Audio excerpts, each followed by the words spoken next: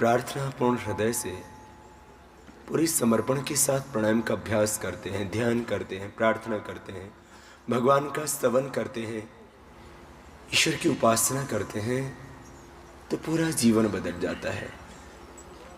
हम भीतर तक स्पंदित आनंदित हो उठते हैं जब हमारी भीतर की ये तलाश पूरी होती कि मैं कौन हूँ, मेरा अस्तित्व क्या है, किसी ने मुझे भेजा इस दुनिया में, क्यों भेजा इस दुनिया में, क्या करना चाहिए मुझे, क्या कर रहा हूँ मैं। बहुत सारे अनसुलझे प्रश्न हमारी जिंदगी में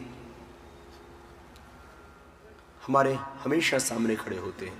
बहुत बार हम या तो समाधान ढूंढने की कोशिश नहीं करते, भागने लगते हैं। अब भागने से काम नहीं चलेगा, अब जागे आओ, प्राणायाम का अभ्यास तो करेंगे ही, इसके साथ कुछ नई प्रक्रियाओं को भी जोड़ेंगे। लेकिन आइए प्रथम प्राणायाम के अभ्यास 7 प्रक्रियाओं को पूरी श्रद्धा के साथ करें। जैसे सबसे पहले भस्त्रिका ही आप करते हैं, दोनों हाथ को रख लीजिए, मेरुदंड सीधा, श्वास भीतर गहरा भरेंगे और बाहर छोड़ेंगे,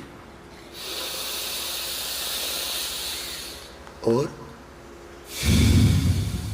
ऐसे करो सब, लंबा गहरा सांस भरो, बाहर छोड़ो, करो, लंबा गहरा भरो और बाहर छोड़ो, चारों ओर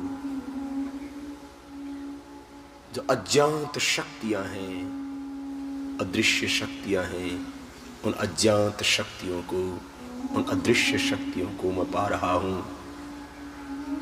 सारी सृष्टि मेरे अनुकूल हो रही है। प्राणों के साथ भीतर तक अपने आप को स्पंदित, आनंदित अनुभव करें। ओम ओम ओम ओम का चिंतन। श्वासों को जब भीतर गहरा भरें तो पूरा श्वास में भरें, छोड़े तो पूरा बाहर भी छोड़े। श्वासों को भीतर धारण करें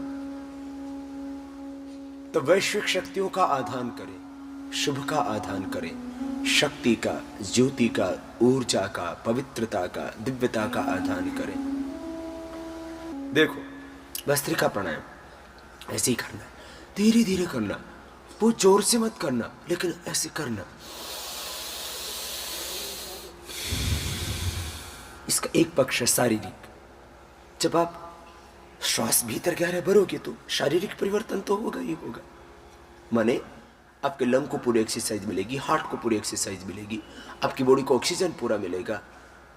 तो जो हमारे नॉन एक्टिव सेल हैं वो एक्टिव होने लगेंगे, जो बॉडी के डेड सेल हैं वो रिजनरेट होने लगेंगे।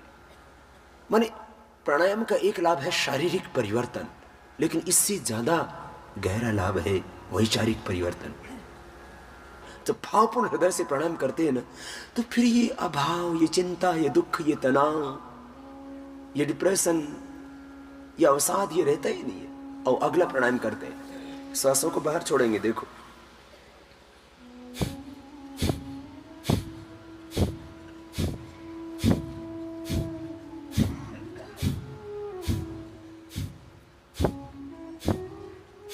मध्यम गति से कपालभाति करो।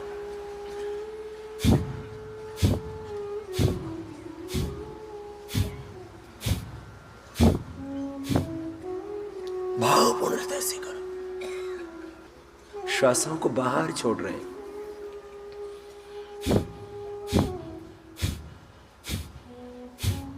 बाहर छोड़ते छोड़ते बहुत कुछ छूट जाता है, विकार मिट जाते हैं, पीड़ाएं मिट जाती हैं, व्याधियां मिट जाती हैं, समाधि लग जाती है। श्वासों को बाहर छोड़ते छोड़ते वेट घटता है, पेट घटता है, डायबिटीज मिटती है, अर्थराइटिस मिटता है, जो भी टॉक्सिन्स है, नेगेटिव एनर्जी, वो सब बाहर निकल जाती है। ये शरीर के स्तर पर परिवर्तन होता है, जीवन में दुख पैदा करते हैं। दुख किस बात का नाम है? हर व्यक्ति दुख से भयभीत है, सुख चाहता है, लेकिन दुख क्या है?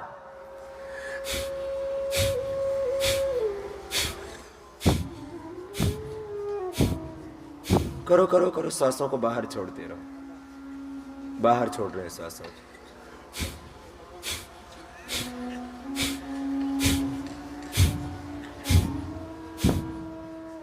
बाहर छोड़ते छोड़ते रोग मिटेंगे, ये पहली बात है।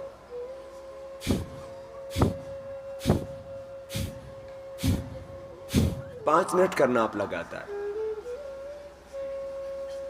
इसी से कोलेस्ट्रॉल घटेगा, ट्राइग्लिसराइड घटेगा, हार्ट के ब्लॉकेज मिटेंगे, क्रिएटिनिन लेवल कम हो जाएगा। कपालभाति प्राणायाम से सारे स्किन रोग भी मिट जाएंगे। कपालभाति प्राणायाम के द्वारा मोटी मोटी गांठें घुल जाएंगी शरीर की, अपने आप गांठें डिजोल्व हो जाती है, यूट्रस में, ओवरी में, गले में, छाती में, यहां तक कि ब्रेन ट्यूमर भी है तो ठीक हो जाएगा मेरे पास। प्राणायाम करते रहना।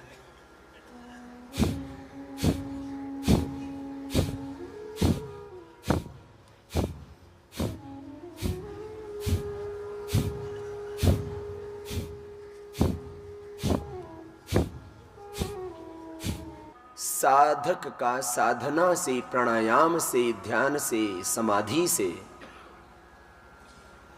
जो उसकी वासनाएं हैं अंतर मन की, वो दग्ध बीज हो जाती हैं।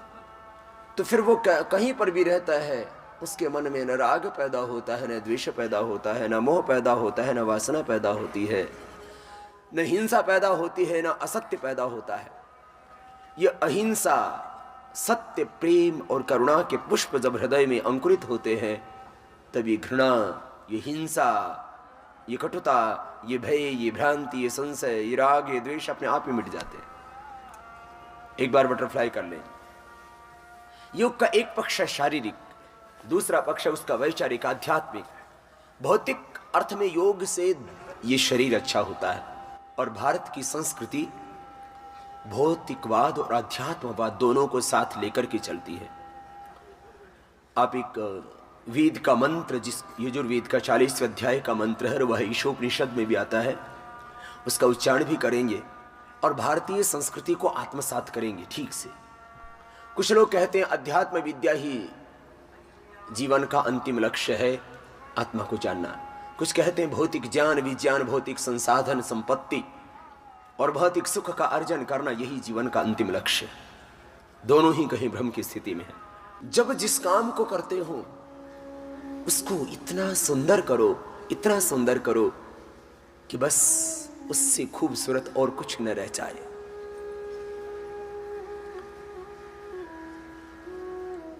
जिस काम को जब कर रहे हो पूरी निष्ठा से निभाओ, यही है जिंदगी। जब एक पुत्र हो तो पुत्र का रोल ठीक से पूरा करो। जब एक स्टूडेंट हो, एक विद्यार्थी हो, विद्या की आराधना, गुरुजनों की, माता पिता की आज्ञा का पालन, अपने लक्ष्य के प्रति दृढ़ता, आत्मविश्वास, महान बनने का संकल्प निरंतर हृदय में, तो एक अच्छा विद्यार्थी हो। जब विद्यार्थी हैं तो एक अच्छे विद्यार्थी बनो, जब व्यापारी हैं तो एक अच्छे व्यापारी बनो। व्यापार करना, घर बनाना, महल बनाना, बंगले बनाना, लेकिन दूसरों का घर बर्बाद करके नहीं।